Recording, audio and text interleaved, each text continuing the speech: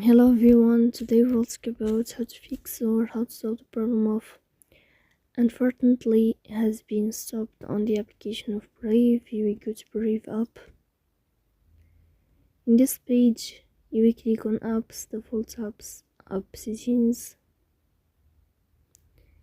In this list, you will search about the application of Brave. Here in this page of app info, you will click on first stop and you will click OK. Then you will enter to the window of storage. Here you will click on clear cache, but pay attention, don't click clear data because that can delete your account. In the end, you can turn off your Wi-Fi and you can turn on your Wi-Fi again, so please don't forget to support us by like and subscribe.